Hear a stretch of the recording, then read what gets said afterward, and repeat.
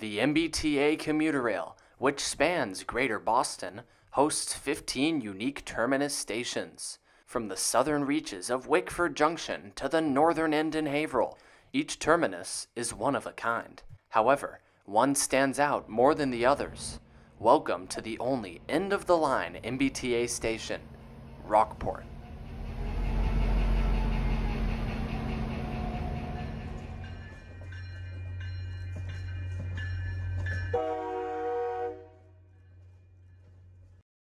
Rockport, Massachusetts, a beautiful seacoast town and a favorite getaway to many. And one thing that has consistently brought visitors to this town is the railroad. Built to Rockport in 1861, those big red buffers at the station have always represented the end of the line. Nothing has ever gone past here, because they simply can't. Being the end of the line, the yard for Rockport was constructed right beside the main line track. Since then, the town of Rockport has built businesses around the yard. Hardware stores, eateries, and barber shops now surround the historic Rockport station on every end. But with all the trains laying over in the yard comes excessive noise. And you hear, and I hope you hear it on the video, the noise. That's the biggest complaint here today. And 20 years ago, the MBTA promised that they would build a hush hut where the engines sat, a structure over the track just where the engines were to muffle the sound. That was former MBTA engineer and Rockport resident Alan McMillan. We will hear much more from him in my new upcoming video series, The Relics of Rockport. But meanwhile, the question must be asked, what does the MBTA do when a noisy train goes silent? Trains are meant to be kept running, so putting a train into a layover yard for long periods of time can cause sudden, unexpected breakdowns. These breakdowns are then reported to the Boston Engine Terminal. There, a crew prepared for such an emergency is deployed. They then assemble a rescue set and make their way towards the broken train.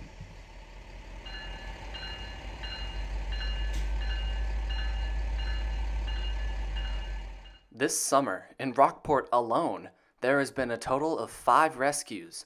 Now, this is not due to any particular reason, just by complete chance. And boy, have I loved it. Let's start on the afternoon of August 15th, 2022. After getting word of a rescue train that would be headed to Rockport to rescue the dead 1134, I biked over to the station to check out the scene. As you can see, upon my arrival, the rescue train was there. They are currently hooked on to the set that they just delivered to the yard, with GP40MC number 1121, which will be replacing the dead 1134. Blocking Pools Lane, the rescue train caused quite the debacle. Seen here, these passengers are racing for the inbound train, 114, but they can't get around 1030. But it gets worse. You can hear 114 get the okay to leave out of Rockport on my scanner. Yikes. 114, we're good to go in the back, yeah. So the rescue train crew quickly called 114 to inform them of the passenger trying to hitch a ride on their inbound journey. Work train to inbound. Yeah, you got a girl running over. They had to get around our stuff. Stopping, 114 then waited by the Pools Lane crossing for the passenger. But there's one problem. The passenger got onto the rescue train instead of 114. Oh dear. Luckily, the situation was quickly resolved, and the passenger thankfully made it onto 114. Unfortunately, 114 ended up running about 10 minutes late as a result. But props to the crew for thinking fast and helping this person get onto their train.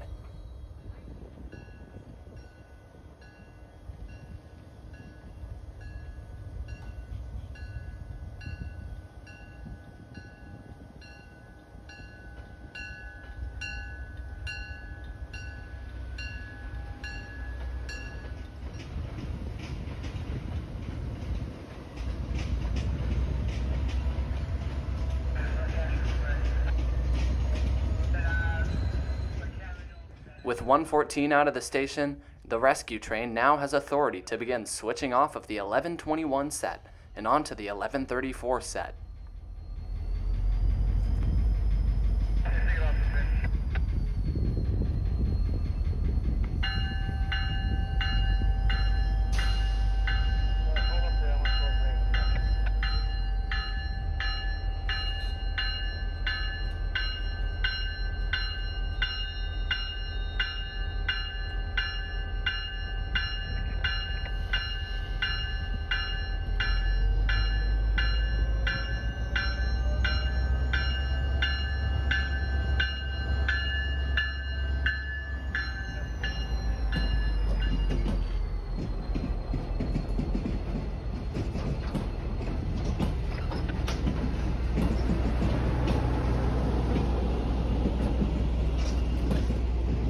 Crazy.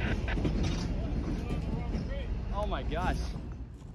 The conductor stands on the front of 3248 as a pair of eyes for the engineer who cannot see clearly backwards.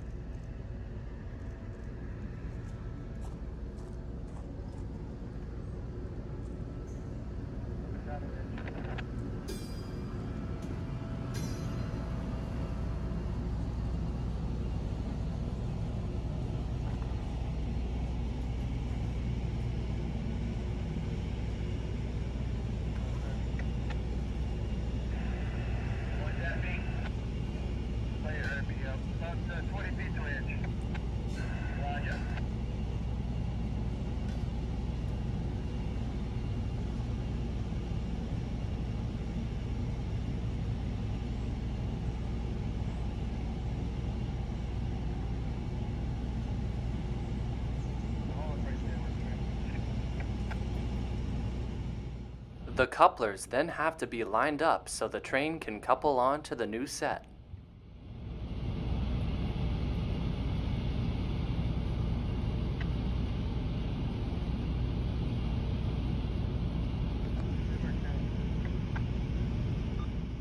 See those hand motions the conductor is making? Those indicate to the engineer, looking through his mirror, when to start and stop moving.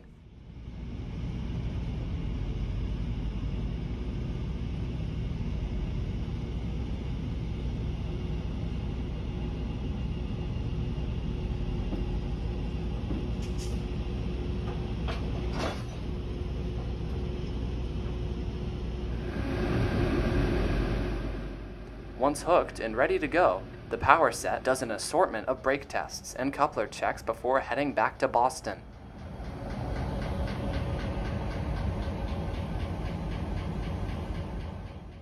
In the meantime, I sat down on an old box that was sitting by the tracks.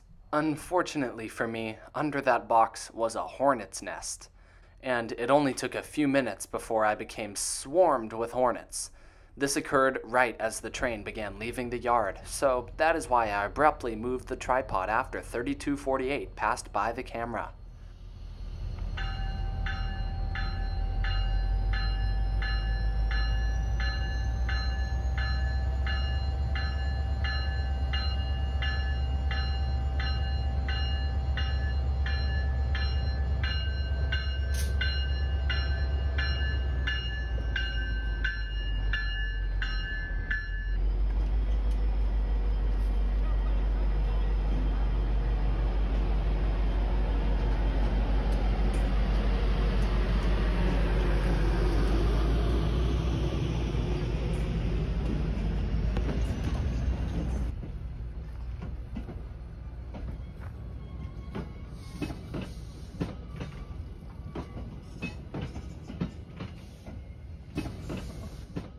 They then switched on to the mainline track, where they followed 114 back to Boston. You will see, when the 1134 passes by, it is completely silent. This locomotive was also completely dead.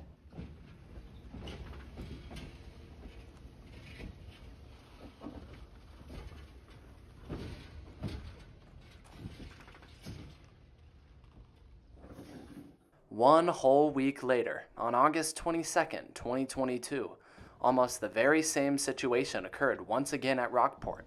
This time with the 1121 as the culprit, the very GP40MC which the rescue train brought to Rockport a week before. This particular morning, 1121, which was supposed to operate on train 102 into Boston, would not start up, and it was deemed broken before the scheduled departure of 102. The quick thinking on the MBTA allowed for a protect crew to quickly run to Rockport and cover up the now empty slot for 102. So where do I come into this mess? Well, all this business with 102 occurred around 6 a.m., and I got up at 9:30 that day. I woke up to find that the same power set, 3248 and 1030, was at Rockport rescuing the 1121 set. Uh-oh. I quickly hopped in the car and drove over to the station to thankfully find that the train was still there. Let's take a nice look at the consist while we still have the time. 3248 is an ultra-low emissions diesel also known as 3GS21B. It is capable of doing many things, such as yard work, rescues, or even the hauling of heavy ballast trains. And hey, I've seen it do that before in Boston.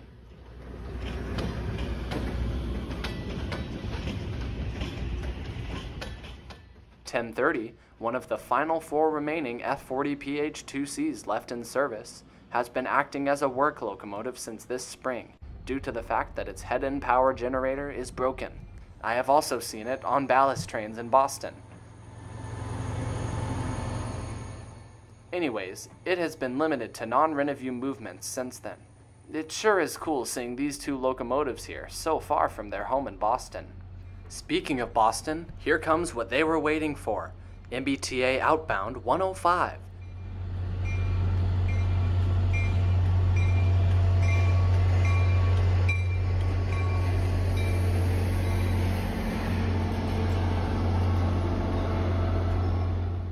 After 105 cleared their switch, the rescue train quickly got off the layover track in order to get out of 110's way, which is 105's corresponding inbound.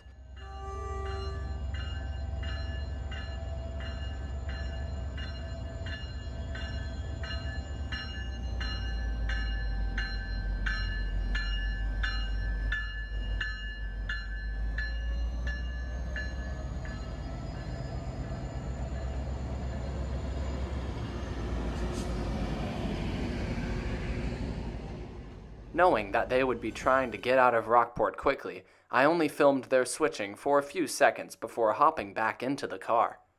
I was Nugent stretch bound. Nugent is about a 3-minute drive from Rockport if you're lucky. I was not lucky, however. There was road work and I was set back another 2 minutes on my drive. As a result, I made it to Nugent with 0 time to spare.